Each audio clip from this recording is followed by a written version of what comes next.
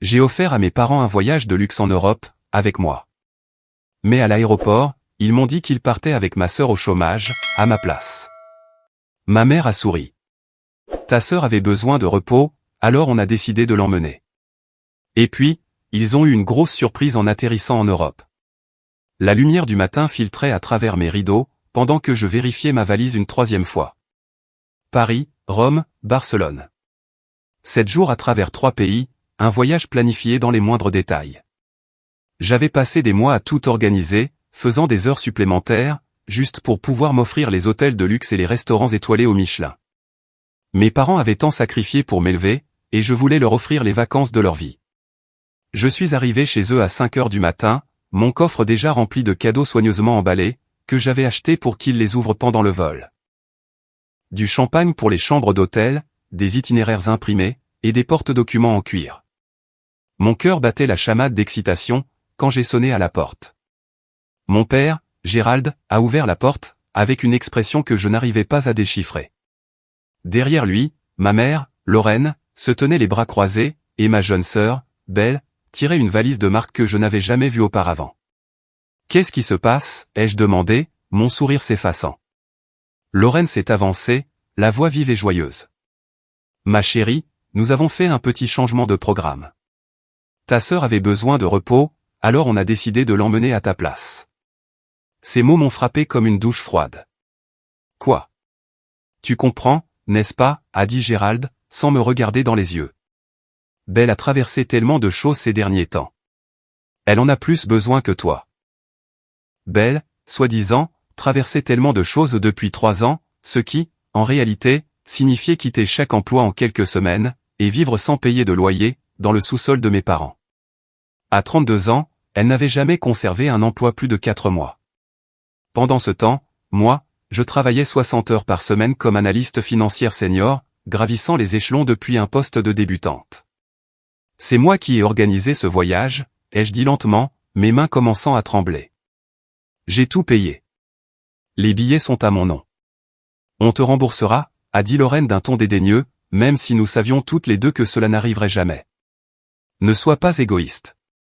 La famille, ça s'entraide.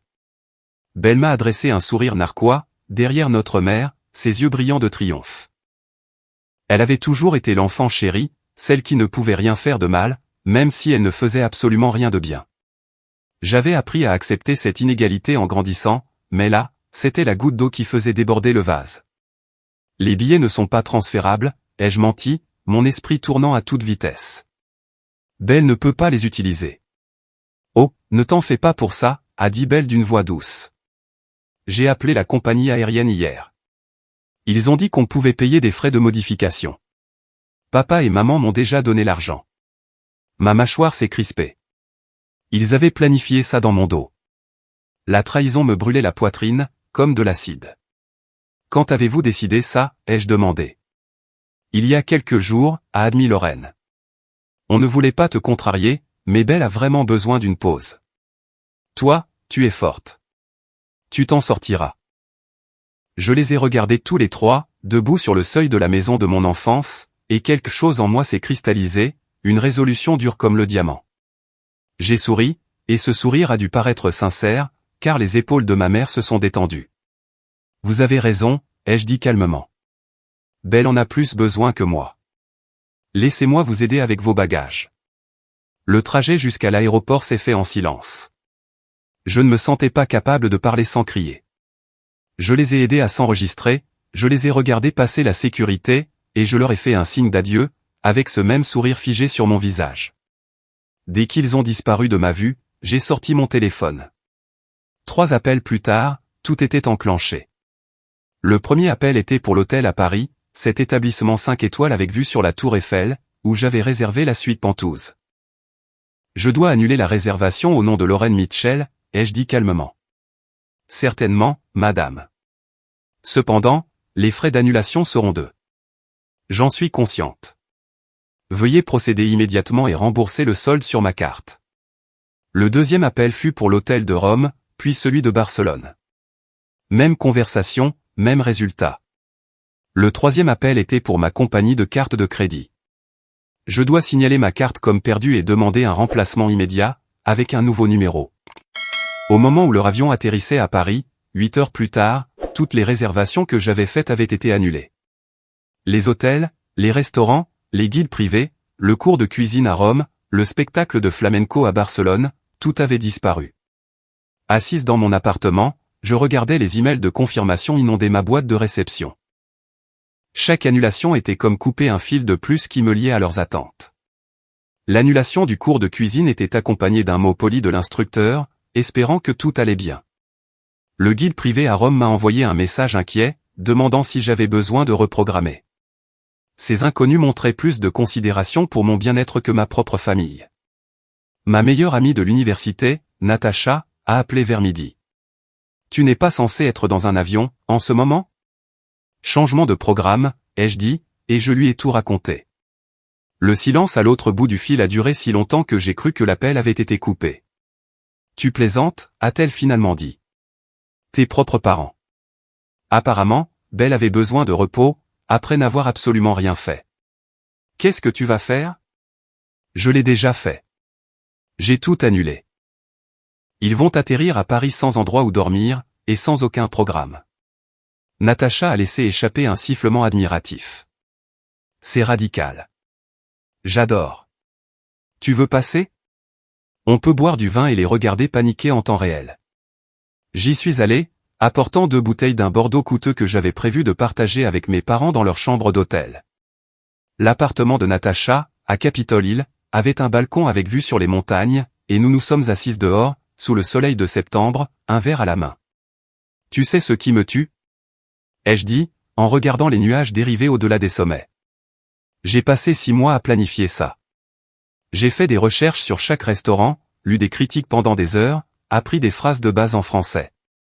J'ai acheté une nouvelle robe à ma mère pour les dîners chics. J'ai offert un journal en cuir à mon père, parce qu'il avait mentionné vouloir écrire sur ses voyages. Tout devait être parfait. Ils ne te méritent pas, a dit Natacha fermement. Ils ne t'ont jamais mérité. Tu te souviens de ta remise de diplôme? Quand Belle a piqué une crise parce qu'elle n'était pas le centre de l'attention? Je m'en souvenais. Belle avait 19 ans, et elle était furieuse que nos parents fassent toute une histoire de ma réussite universitaire. Elle s'était enfermée dans les toilettes du restaurant, refusant de sortir jusqu'à ce que Lorraine aille la réconforter pendant 30 minutes. Mon dîner de remise de diplôme avait été écourté pour qu'il puisse ramener Belle à la maison. Ou ta fête de promotion, l'année dernière, a poursuivi Natacha. Quand ta mère a passé toute la soirée à dire à quel point elle s'inquiétait que Belle ne se trouve pas, ce souvenir était encore plus douloureux. J'avais enfin été promu analyste senior, devançant des candidats plus expérimentés. J'avais invité mes parents au dîner de célébration organisé par mon entreprise, et Lorraine avait accaparé mon patron pour lui demander s'il y avait des postes de débutants pour Belle, qui venait de quitter son travail dans un café parce que le directeur était méchant d'attendre d'elle qu'elle soit à l'heure. Je n'arrêtais pas de penser que ça changerait, ai-je admis, qu'un jour, ils verraient que je travaillais dur, que j'étais responsable, que je construisais quelque chose. Que ça compterait pour eux. Ça compte, a dit Natacha. Ils l'ont juste pris pour acquis. Tu étais l'enfant facile, alors ils se sont concentrés sur celle qui posait problème. Eh bien, ai-je dit en levant mon verre, l'enfant facile vient de devenir extrêmement difficile. Natacha a trinqué avec moi. Bien. Il était grand temps. J'ai su le moment exact où ils ont découvert la vérité, car mon téléphone s'est mis à sonner. J'ai laissé le répondeur se déclencher. Puis il a sonné encore, et encore. Finalement, j'ai répondu. La voix de Lorraine était stridente de panique. L'hôtel dit qu'ils n'ont pas notre réservation. C'est étrange, ai-je dit en examinant mes ongles. Vous avez essayé de les appeler avant de quitter l'aéroport? On a essayé depuis le taxi, a-t-elle dit. Ils disent que ça a été annulé ce matin. On est dans le hall avec nos bagages, et ils nous disent qu'on n'a rien de réservé. Ah. Eh bien, je suis sûr que vous allez trouver une solution. Vous êtes des gens pleins de ressources. Qu'est-ce que tu as fait, a coupé la voix de Belle. Apparemment, j'étais sur haut-parleur. C'est de ta faute. Comment ça pourrait être de ma faute? Je suis à Denver. Vous êtes à Paris. D'ailleurs, vous vouliez tellement ce voyage. Je suis sûr que vous avez économisé pour l'hébergement. Le silence a duré si longtemps que j'ai failli rire. Tu ne peux pas nous faire ça, a dit Gérald, la voix dure. Nous sommes tes parents, et elle est ta sœur. La famille, ça s'entraide, n'est-ce pas, ai-je dit calmement. Je suis sûr qu'elle a une carte de crédit pour les urgences. Bonne chance. J'ai raccroché.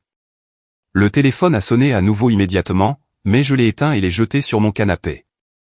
Pendant les 7 jours suivants, j'ai vécu ma meilleure vie. J'avais déjà posé mes congés, donc j'avais une semaine entière devant moi. Je suis allé au spa. J'ai visité le musée d'art. J'ai dîné avec mon ami Kelsey, qui me suppliait de sortir depuis des mois, mais j'avais toujours été trop occupé par le travail ou les obligations familiales.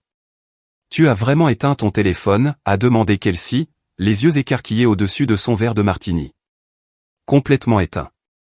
Ils ont fait leur choix. À eux d'en assumer les conséquences. Qu'est-ce que tu penses qu'ils font, là-bas? J'ai haussé les épaules, même si j'y avais beaucoup pensé. Sans réservation d'hôtel ni de restaurant, ils devaient se démener pour trouver un logement de dernière minute, en pleine saison touristique. Tout devait être soit complet, soit scandaleusement cher. L'ironie était délicieuse. Ils voulaient des vacances européennes, et ils se retrouvaient avec l'authentique expérience du routard fauché.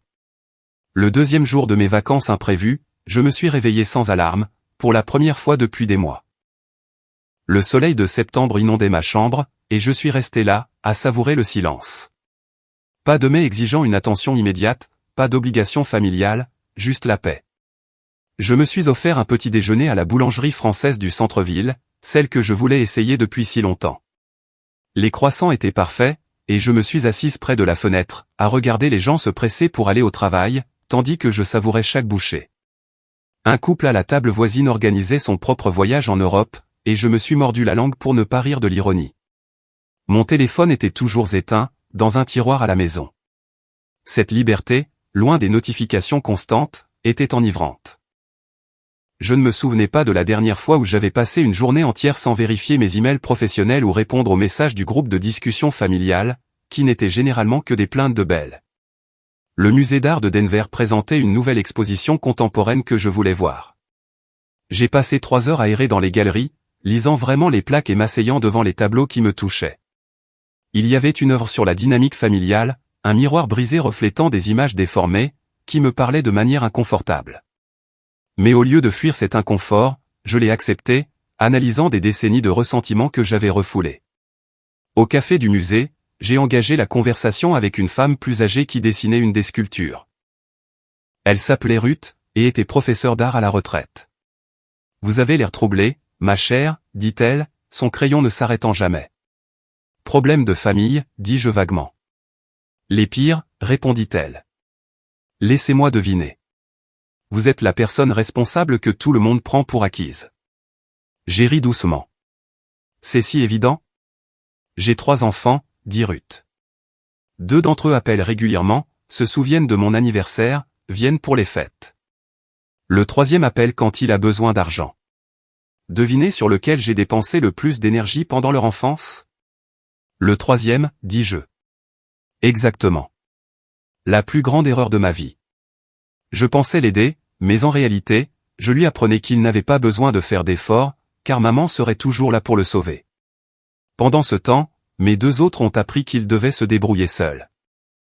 Elle leva les yeux de son croquis, son regard bienveillant mais sage. Il m'a fallu des années pour comprendre que l'amour, ce n'est pas seulement donner. Parfois, c'est laisser les gens faire face aux conséquences de leurs choix. Qu'est-ce qui vous l'a fait réaliser, ai-je demandé. Ma fille, dit-elle. L'aînée, la responsable. Elle a cessé de me parler pendant 6 mois. Un silence total. Quand elle a finalement accepté de me voir pour un café, elle m'a dit qu'elle en avait assez d'être invisible, pendant que j'étais obsédé par la dernière crise de son frère. Elle a dit qu'elle avait accompli tant de choses dans sa vie, et que je ne l'avais jamais reconnue. Ces mots ont résonné en moi. Qu'avez-vous fait? J'ai changé, dit Ruth. Pas du jour au lendemain. Le vrai changement ne l'est jamais. Mais j'ai commencé à voir mes autres enfants, à vraiment les voir. J'ai commencé à célébrer leur succès, au lieu de les prendre pour acquis. Et j'ai dit à mon fils que la banque de maman était fermée. Comment a-t-il réagi? Mal, au début. Il m'a accusé de ne plus l'aimer.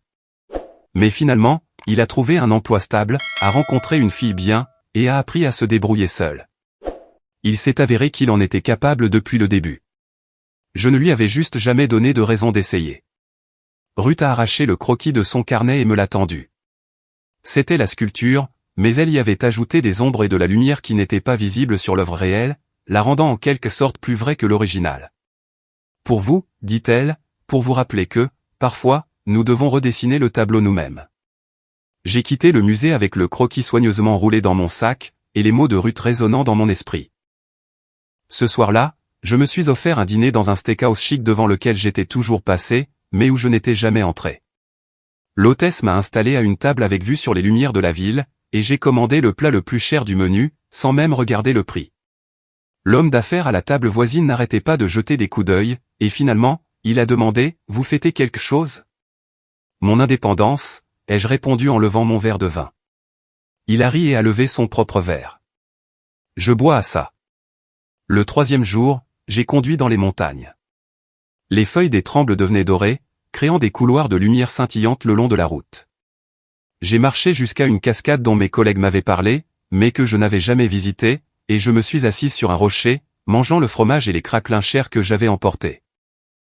2 autres randonneuses, une mère et sa fille du Texas, ont partagé leur mélange de fruits secs avec moi, et nous avons parlé de tout et de rien, avec le bruit de la cascade en fond. « Vous êtes seul ici ?» a demandé la mère. Par choix, ai-je répondu, et j'ai réalisé que c'était vrai. Ce soir-là, de retour en ville, j'ai retrouvé Kelsey et Natacha pour le dîner. Elles avaient coordonné leurs emplois du temps pour s'assurer que je ne sois pas seul si je ne le voulais pas, ce qui était une attention que ma famille ne m'avait jamais montrée. « Des regrets ?» a demandé Natacha, alors que nous partagions un assortiment de desserts. « D'avoir tout annulé ? Pas le moins du monde. » « Et quand ils reviendront ?» a demandé Kelsey. « Ils vont être furieux. »« Qu'ils soient furieux » ai-je dit. J'ai fini de me soucier plus de leurs sentiments qu'ils ne se soucient des miens. Kelsey m'a serré la main sur la table. Bravo. Sérieusement. Le 4e jour s'est levé, pluvieux et gris, le temps parfait pour la salle d'escalade en intérieur que je voulais essayer. J'avais toujours eu peur du vide, mais quelque chose dans cette semaine m'avait donné envie de repousser mes limites. L'instructeur, un homme patient nommé Tyler, m'a appris les bases et m'a encouragé à grimper. « Ne regarde pas en bas », a-t-il crié. « Concentre-toi sur la prochaine prise, juste la prochaine. » Un bon conseil pour l'escalade. Un bon conseil pour la vie. Je suis arrivé à mi-hauteur avant que mes bras ne cèdent, mais cette petite victoire m'a semblé immense. Quand j'ai lâché prise et que le harnais m'a rattrapé, je riais, l'adrénaline parcourant mes veines. « Vous êtes doué ?» a dit Tyler. La plupart des débutants n'essaient même pas cette voie. Je me sens courageuse, cette semaine. Quelle que soit la raison, dit-il en souriant, canalisez-la. Le courage vous va bien. Le 4e jour, j'ai rallumé mon téléphone. L'avalanche de notifications était presque comique. 73 appels manqués, 46 messages vocaux, des SMS qui remplissaient mon écran d'aperçus de rage et de désespoir. J'ai préparé un café avant d'en écouter un seul, m'installant sur mon canapé avec un bloc-notes, comme si je me préparais pour une réunion d'affaires. Le premier message vocal était de Lorraine, la voix sèche et exigeante. « Rappelle-nous immédiatement. L'hôtel dit que notre réservation a été annulée. C'est inacceptable. Règle ça maintenant. » Le deuxième était de Gérald. « Ta mère est très contrariée. Quel que soit le jeu auquel tu joues, ça doit cesser. Nous sommes tes parents. On ne nous traite pas de cette façon. » La voix de Belle, sur le 3e message, était stridente. « Je n'arrive pas à croire que tu fasses ça. On est coincé à Paris, sans endroit où dormir. Maman pleure et tout est de ta faute. » Je les ai supprimés un par un, prenant plaisir à appuyer sur le bouton. Leurs mots ne pouvaient plus m'atteindre. J'avais construit des murs pendant ma semaine de liberté, et ils étaient solides. Les messages sont passés de la colère au désespoir. Au message 15, ils avaient passé une nuit dans une auberge de jeunesse près de la gare du Nord. Belle décrivait l'expérience avec des détails horrifiés. Des lits superposés, des salles de bain communes, d'autres voyageurs qui ronflaient et rentraient ivres à 2 heures du matin. Il y avait des punaises de lit. Hurlait-elle dans le message 23. J'ai des piqûres partout sur les jambes. C'est de la maltraitance. Le message 30 était de Lorraine, sa voix plus faible. S'il te plaît, ma chérie, rappelle-nous. Il faut qu'on en parle. On peut trouver un arrangement. Mais c'est le message 38 qui m'a fait marquer une pause. La voix de Gérald était épaisse, comme s'il avait pleuré. Je regarde la facture de l'hôtel que nous avons finalement trouvé. C'est 400 € la nuit. On ne peut pas se le permettre. On va devoir écourter le voyage. Ta mère n'arrête pas de pleurer et Belle menace de rentrer plus tôt. S'il te plaît, si tu nous as jamais aimés, aide-nous à arranger ça. J'ai sauvegardé celui-là, non pas par culpabilité, mais pour me rappeler que les actions avaient des conséquences, même pour des parents qui se croyaient immunisés. Le reste de la semaine s'est déroulé tranquillement. J'ai fait la grasse matinée. J'ai cuisiné de vrais repas au lieu d'avaler des plats à emporter entre deux conférences téléphoniques. J'ai lu des romans qui prenaient la poussière sur mes étagères. J'ai fait de longues promenades, sans compter mes pas ni écouter des podcasts sur la productivité. J'ai réalisé à quel point ma vie avait été façonnée par les urgences des autres, les crises de Belle, les attentes de mes parents, les délais professionnels qui empiétaient sur mes soirées et mes week-ends parce que je ne disais jamais non. Pour la première fois, il y avait de l'espace. Et dans cet espace, j'ai commencé à me sentir redevenir moi-même. Au 6e jour, les messages vocaux avaient complètement changé de ton. Fini l'indignation. Ce qui restait, c'était l'épuisement. Ils avaient épuisé le plafond de 2 cartes de crédit pour tenter de sauver ce qui restait du voyage. Gérald avait souffert d'une intoxication alimentaire après avoir mangé chez un vendeur de rue douteux, car il ne pouvait pas se permettre des restaurants décents. Ils avaient manqué le train pour Rome, car ils n'arrivaient pas à comprendre le système ferroviaire français sans le guide que j'avais prévu. Barcelone avait été complètement annulé. Le dernier message vocal était de Lorraine, sa voix faible et vaincue. S'il te plaît, rappelle-nous. On veut juste rentrer à la maison. Je l'ai supprimé. Quand ils ont finalement atterri à Denver, je ne suis pas allé les chercher à l'aéroport. Ils ont pris un taxi, ce qui leur a probablement coûté une autre somme d'argent qu'ils n'avaient pas. J'ai attendu 3 jours avant de me rendre chez eux. L'attente n'était pas une punition. J'avais besoin de temps pour me préparer émotionnellement. J'ai rédigé ce que je voulais dire, je l'ai répété devant le miroir, j'ai anticipé leurs contre-arguments. Ma collègue, Jennifer, qui avait vécu sa propre rupture familiale, m'a donné des conseils au déjeuner. Ne les laisse pas te manipuler pour te faire croire que tu es la méchante, dit-elle en piquant sa salade. Ils vont essayer. Ils diront que tu as réagi de manière excessive, que tu as été cruel, que la famille ne fait pas ça. Reste ferme. Et si je me sens coupable, ai-je demandé. Ce sera probablement le cas, dit-elle. Tu as été conditionné toute ta vie à donner la priorité à leurs sentiments. Mais la culpabilité ne veut pas dire que tu as tort. Ça veut juste dire que tu brises un schéma. Et les schémas ne se brisent pas confortablement. J'ai passé ces 3 jours à tout documenter. J'ai imprimé l'itinéraire original que j'avais créé, avec les coûts. J'ai sorti les relevés de cartes de crédit montrant les acomptes que j'avais versés. J'ai créé un tableur de chaque annulation et des montants remboursés. S'ils voulaient prétendre que je leur avais volé de l'argent, j'avais les reçus prouvant que chaque euro était le mien, au départ. Mon appartement n'avait jamais été aussi propre. J'ai lavé les sols, organisé les placards, réarrangé les meubles, tout pour canaliser l'énergie nerveuse qui me parcourait.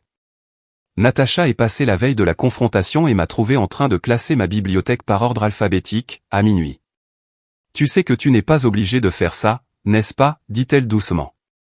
Tu pourrais juste couper les ponts, les ignorer. Déménager dans un autre état et changer de numéro. J'y ai pensé. J'ai besoin de dire ces choses à voix haute, ai-je dit. J'ai besoin qu'ils l'entendent.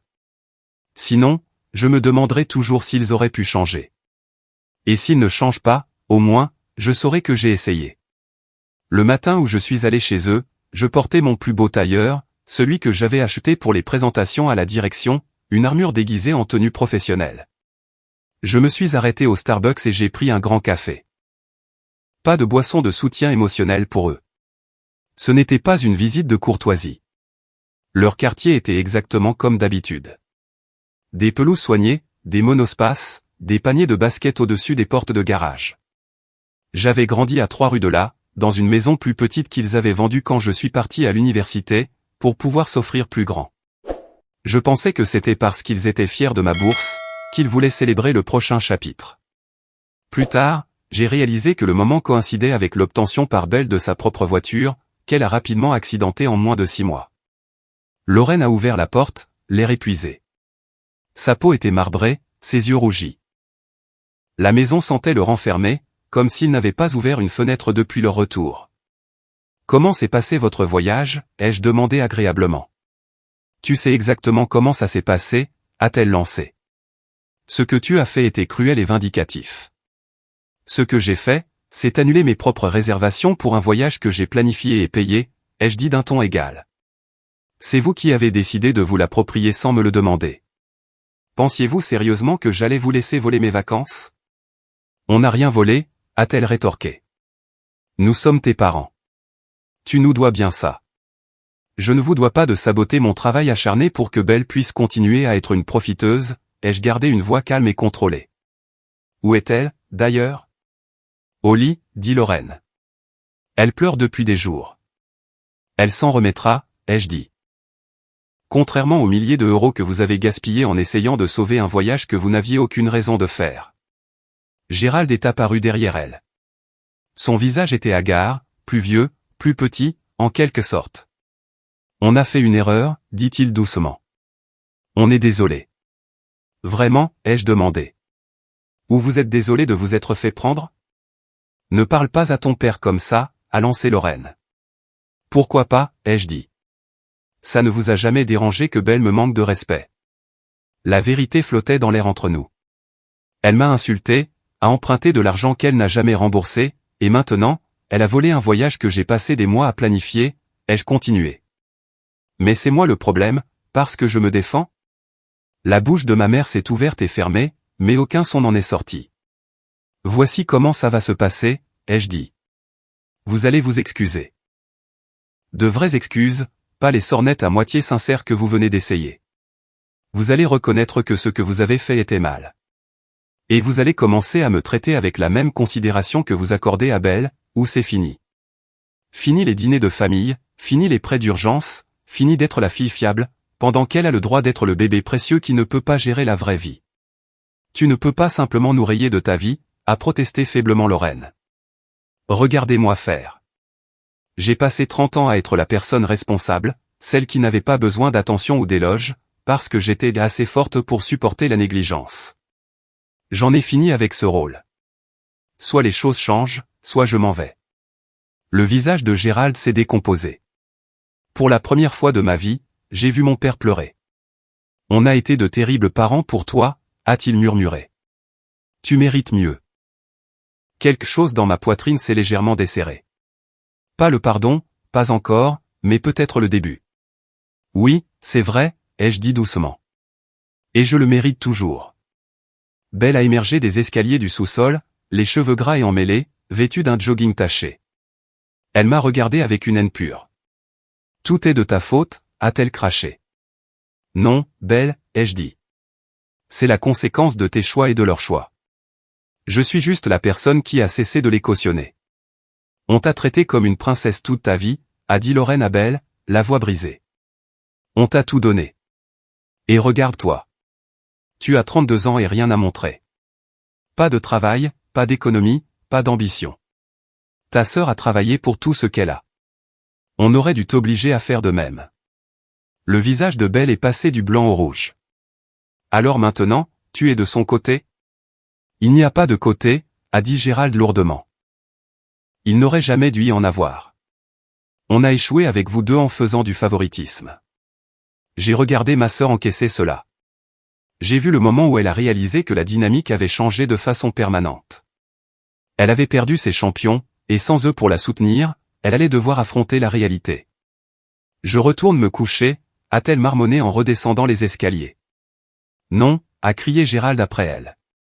Tu vas t'habiller et aller à l'agence pour l'emploi aujourd'hui. Cet après-midi. Tu as 2 mois pour trouver un travail et commencer à contribuer aux frais de cette maison, ou tu trouves un autre endroit où vivre. La porte du sous-sol a claqué. J'ai entendu des sanglots étouffés à travers le plancher. Lorraine s'est tournée vers moi, les yeux suppliants. Peux-tu nous pardonner? Un jour, ai-je dit. Peut-être. Mais ça va prendre du temps et ça va exiger un vrai changement. À commencer par me rembourser chaque centime dépensé pour ses vols et ses frais de modification. On n'a pas ce genre d'argent, a admis Gérald. Alors mettez en place un plan de paiement, 50 € par mois si c'est tout ce que vous pouvez vous permettre, mais vous me rembourserez, et vous le ferez sans vous plaindre. Ils ont tous les deux hoché la tête, penaud et diminué. Avant de partir, j'ai sorti le dossier que j'avais préparé. Des copies de tous les reçus, l'itinéraire original, le coût détaillé. Je l'ai posé sur leur table basse, comme une preuve dans un procès. C'est ce que j'avais prévu pour nous, ai-je dit en feuilletant les pages. Un cours de cuisine dans une villa toscane, une visite privée du Colisée au lever du soleil avant la foule, des places au premier rang pour un spectacle de flamenco dans un théâtre centenaire de Barcelone. J'ai fait des recherches sur chaque détail pendant des mois. Je voulais vous offrir quelque chose d'inoubliable. La main de Lorraine tremblait en touchant les papiers. On a jeté ça à la poubelle. Vous l'avez fait, ai-je dit, pour quelqu'un qui n'a jamais apprécié quoi que ce soit qu'on lui ait donné. J'ai refermé le dossier. J'ai besoin que vous compreniez ce que vous avez choisi. Il ne s'agissait pas seulement de l'argent ou des vacances. Il s'agissait de la choisir, elle, encore une fois, comme vous l'avez toujours fait, de me dire une fois de plus que mes efforts comptent moins que son confort. On comprend maintenant, a dit Gérald d'une voix rauque. Je l'espère, ai-je répondu. Parce que c'est votre dernière chance. Si les choses redeviennent comme avant, je m'en vais. Je déménagerai à l'autre bout du pays s'il le faut. Je changerai de numéro. Vous aurez une fille au lieu de 2. Les mots flottaient dans l'air, lourds de finalité. J'ai pris mon sac et me suis dirigé vers la porte, mais la voix de Lorraine m'a arrêté. Les punaises de lit étaient horribles, dit-elle doucement. Belle n'arrêtait pas de se plaindre. Mais le pire, c'était de réaliser que c'était nous qui nous étions infligés ça. Chaque moment inconfortable, chaque repas hors de prix, chaque train manqué, tout ça, c'était parce qu'on avait été égoïste et irréfléchi. Et tu le savais. Tu savais exactement ce qui nous arriverait. Je me suis retourné. Je savais que vous feriez face aux conséquences naturelles de vos actions. Ce n'est pas la même chose que de causer votre souffrance. C'est vous qui l'avez fait. Nous feras-tu un jour à nouveau confiance, a-t-elle demandé. La question méritait l'honnêteté. Je ne sais pas. La confiance se gagne. Et vous avez passé 30 ans à m'apprendre à ne pas attendre grand-chose de vous. Changer ça ne se fera pas du jour au lendemain. J'ai quitté leur maison en me sentant plus légère que je ne l'avais été depuis des années. Le trajet du retour m'a fait passer devant le parc où Belle et moi jouions, enfants, à l'époque où le favoritisme n'était pas si évident, où je croyais encore que mes parents nous aimaient de la même manière. Je ne me suis pas arrêté pour me remémorer, mais j'ai remarqué le vieux chêne où nous avions gravé nos initiales un été, nous déclarant meilleurs amis pour la vie. Belle avait 7 ans, moi 9. Elle m'admirait, à l'époque, elle voulait être comme moi. Je me suis demandé quand cela avait changé, quand l'admiration s'était transformée en ressentiment. Mon téléphone a vibré. Un texto de Kelsey. Comment ça s'est passé? Mieux que prévu, ai-je tapé. Ils assument vraiment leurs responsabilités. Les miracles existent, a-t-elle répondu. Un dîner pour fêter ça? Absolument. Quelque part de chair. J'ai un budget vacances qui me brûle les doigts. Car c'était l'autre partie de mon plan. L'argent que j'avais récupéré des réservations annulées n'allait pas être gaspillé.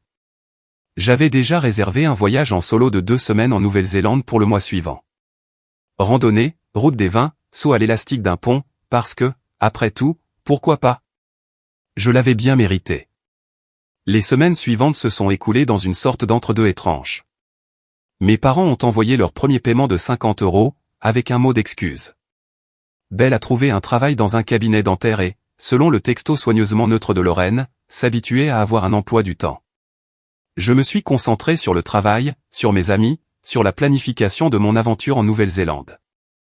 Ma patronne, Sandra, m'a convoqué dans son bureau un mardi après-midi. Je voulais prendre de tes nouvelles, dit-elle. Tu as changé, ces derniers temps.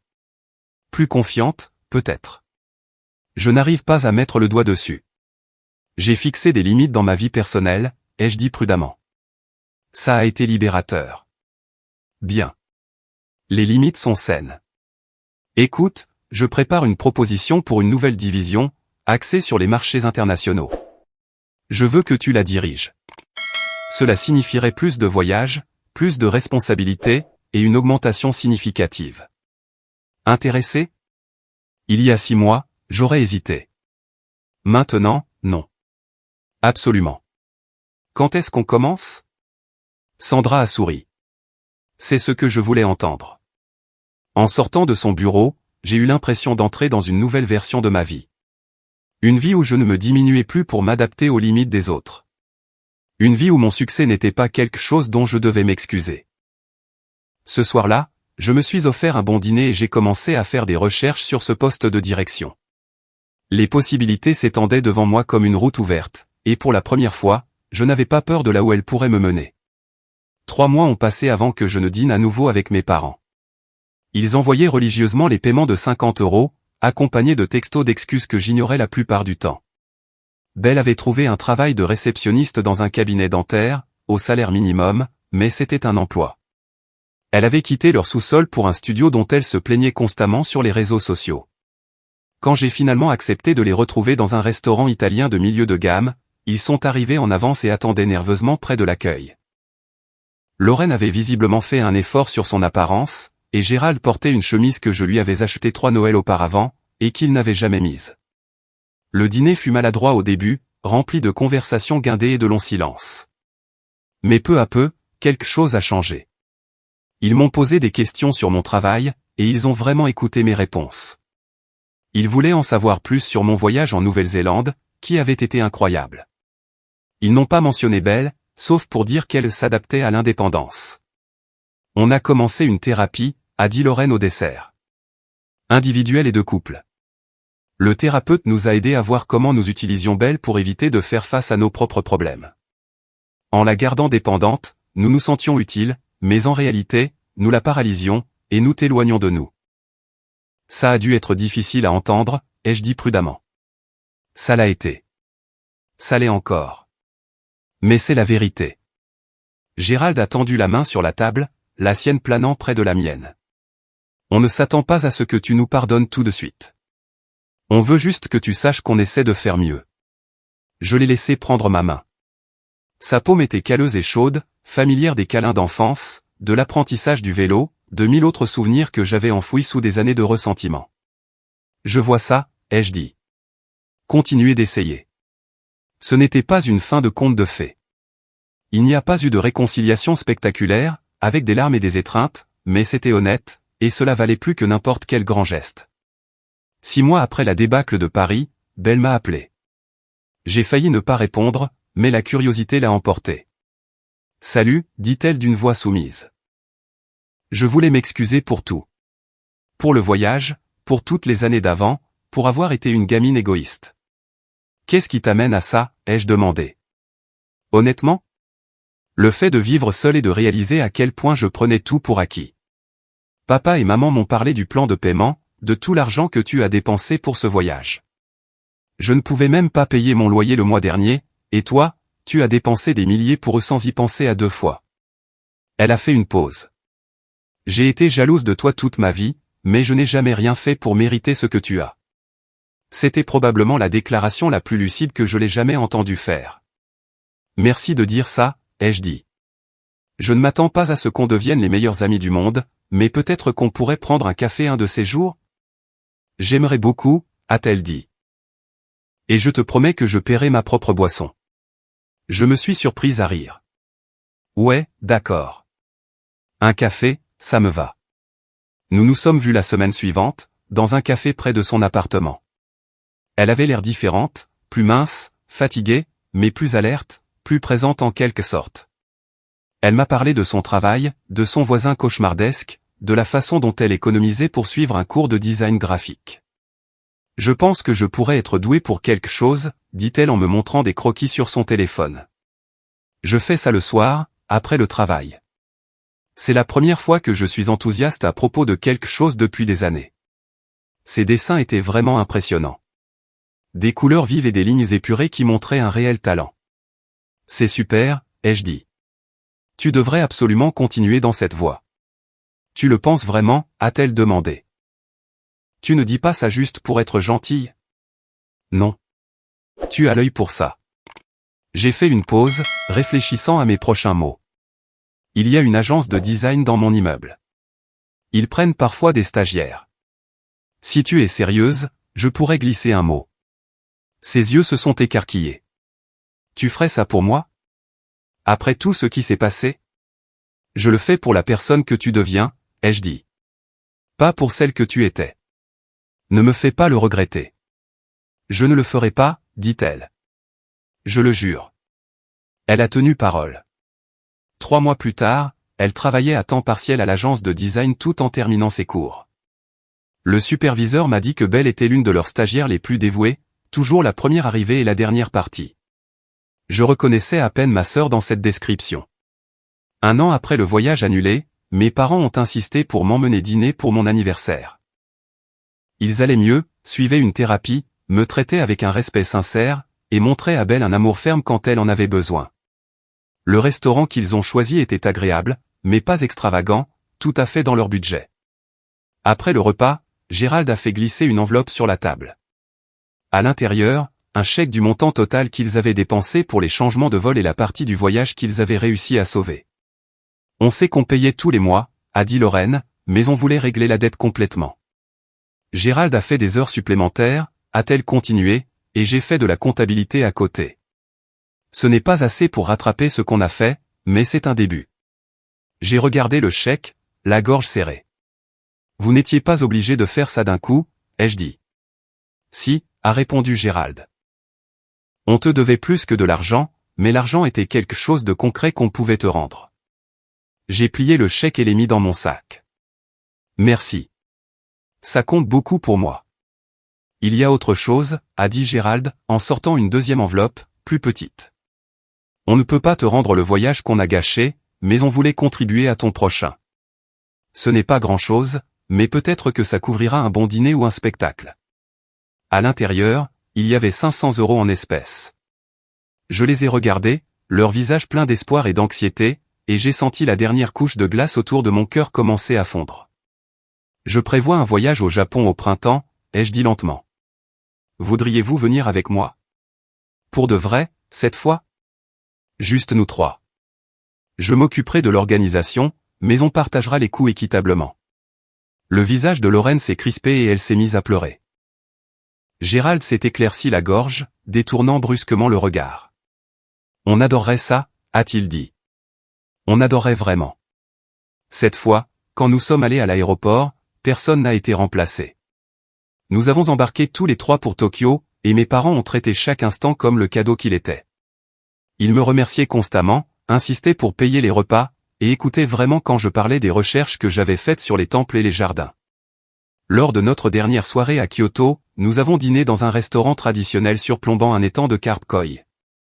Des lanternes en papier se balançaient dans la brise, projetant des ombres dansantes sur l'eau. Je suis contente que nous soyons ici, a dit Lorraine doucement. Ensemble, de la bonne manière. Moi aussi, ai-je dit, et je le pensais.